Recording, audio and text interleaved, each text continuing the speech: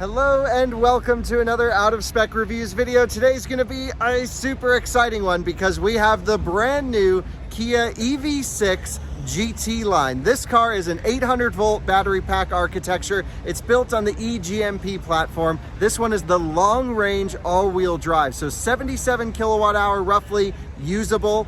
It has the dual motor architecture. It has a sport mode, and I hear a pretty spicy top speed.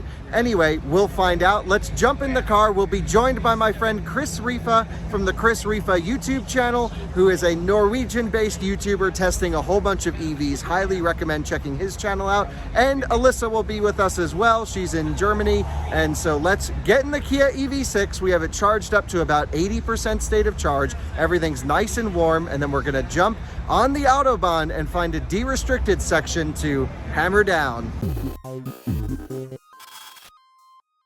A quick tour of the EV6 before we go. Of course, we'll have plenty of videos on this car, but this is really built on the same chassis of Ioniq 5, but Kia wanted to give it its own flair, its own architecture. I shouldn't say architecture, I should say suspension design and feeling and character. And so I think they did a really good job. Here in black, I think this car looks amazing. Really does look great in person, all blacked out, especially when it's clean. Let me show you inside the driver's seat really quick.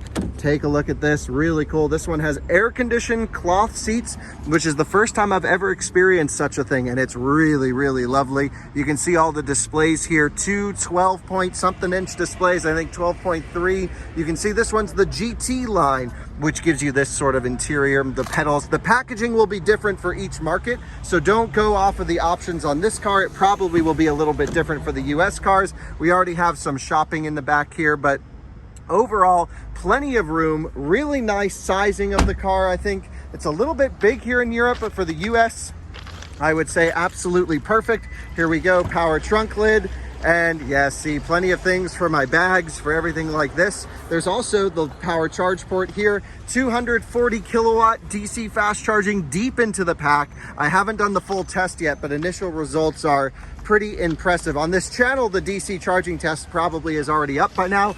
Let's close the trunk, let's get the friends, let's load them up and go for a top speed blast. Today's video is brought to you by EV Wash. You can see here I'm using the waterless wash solution on the hood of my electric smart car, cleaning it up. Very cool. More cool than what's inside of this bottle is actually the way that you can refill it. Once you run out of your solution inside the bottle, come back here. This is a sustainable washing company, again, branded EV Wash. You take your biodegradable refill pouch that you purchase on their website, fill back up your bottle. It's a lot less expensive and better for the environment than just buying new bottles every time you run out. EV Wash, the link is in the description. Use the code OUTOFSPEC30 for 30% off your full EV Wash kit order. Support the companies that support us for making these videos possible.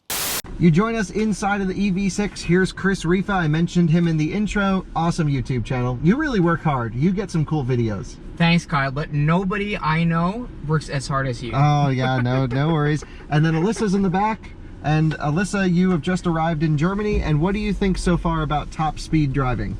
It's super fun, but super scary with you behind the wheel. You're right. So let's talk drivetrain. Of course, we're going to go through efficiency. We're going to go through charging. All of these other videos, I should say all of these other topics will be in other videos. But today we're focusing on top speed of the EV6.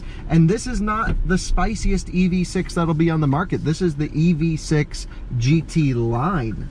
But if you remove the line and just get the EV6 GT, then it's going to be much faster. So this is the long range all-wheel drive version, if you will. So 77 kilowatt hour pack, about 320 horsepower or so. The front and rear motor are the same, they say, but they have different tuning. So what do you say we merge up on the way to Stuttgart on the Autobahn and see how this thing does at as fast as we can get it to go? So it's the same rear and front motor, it's just the power output is different. That's what they said to me, but again, I'm not totally sure, but it's pretty quick. Wow, that feels fast. And this is just in normal mode too. So interestingly, this car is dual motor, but the front motor can be physically disconnected with a clutch pack. So when you are driving, let's just say in normal mode and cruising like this, it's only rear wheel drive.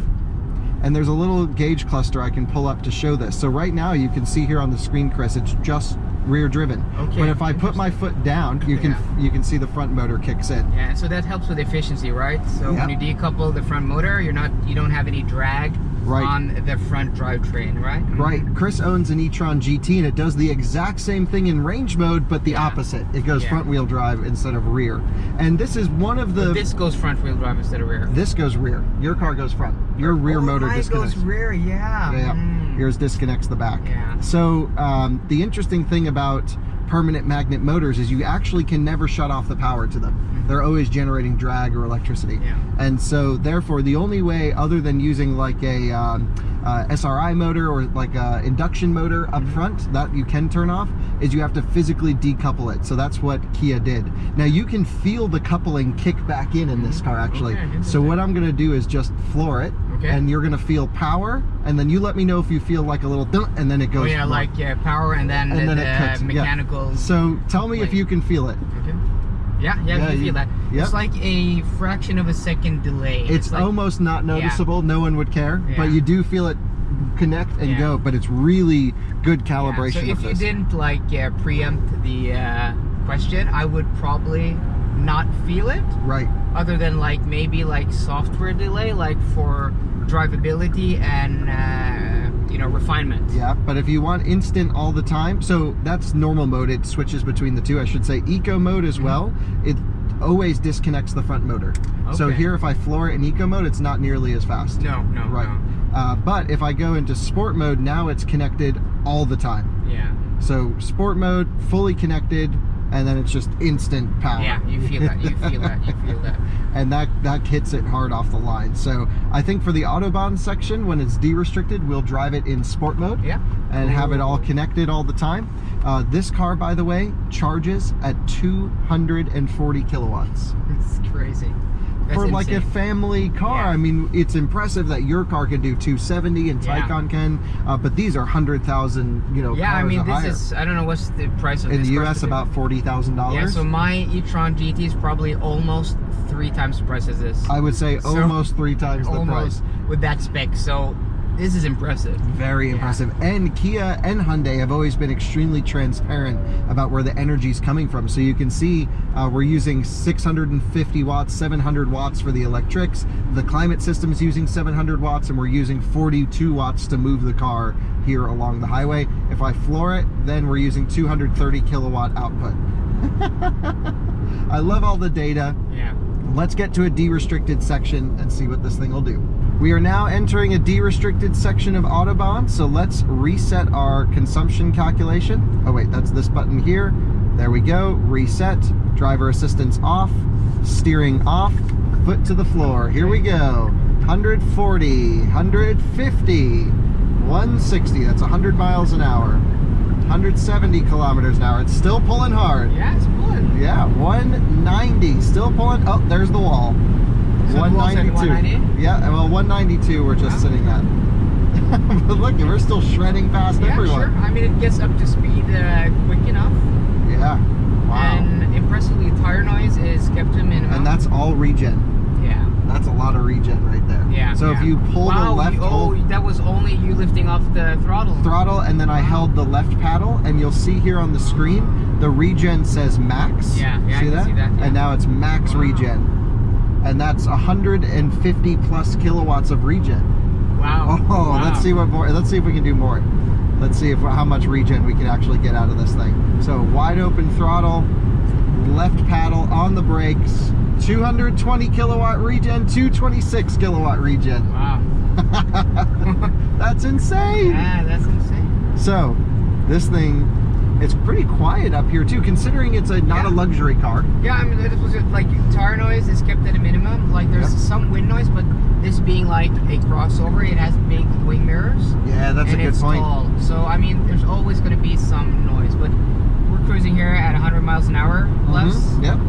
I mean, we don't even have to raise our voices. Like if we were on a road trip, this would be perfectly comfortable. Seats are nice, and the suspension is also very nicely. It feels from the passenger seat buttoned down. Yeah, I totally agree. And it also has a little bit of float.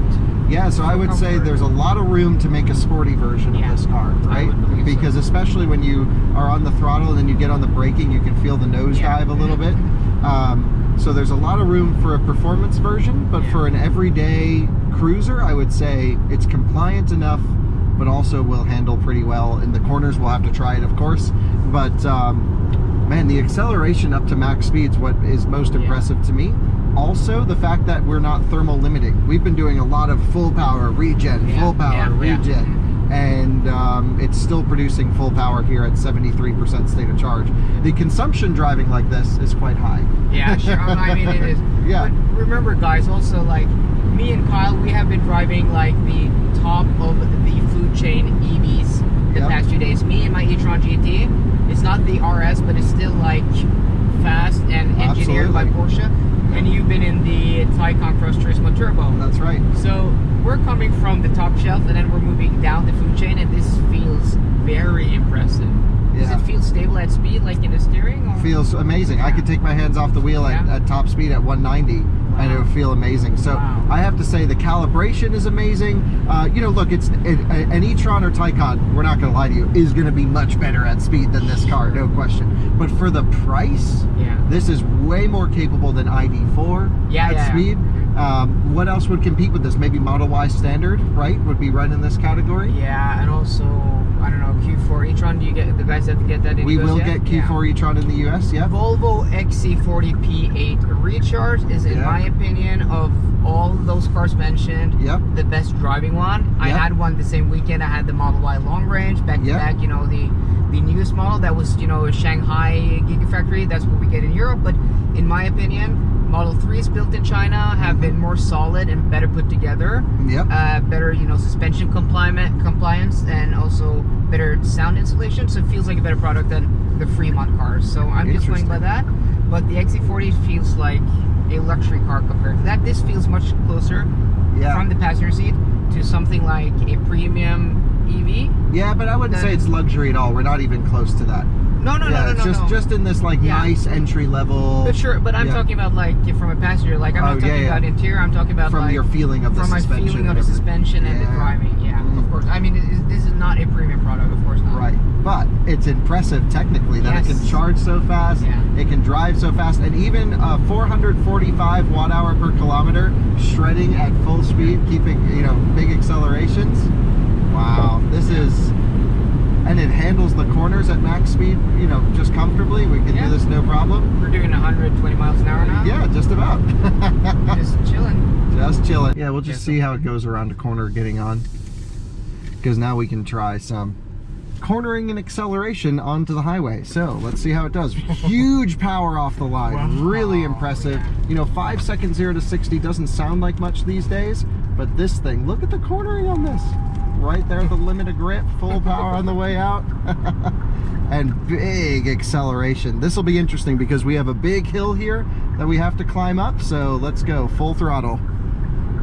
Right up to highway speeds.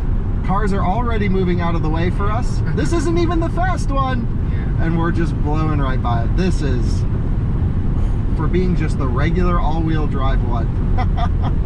And it's still outputting full power. It hasn't even thermal limited once. Impressive car, Kia. You guys are doing a good job. Well, thanks for watching another Out of Spec Reviews video. The EV6 is no problem to cruise along at top speed. And have to say, I'm really digging this car. And I think you are too. It's an impressive. This is the first time. This is my real first impressions, and I am impressed by this car. I can't wait to test this later on in the year. Yeah, of course. Well, keep an eye on Kris's channel for more content, and of course, we'll be back with more soon. Thanks for watching. Bye-bye.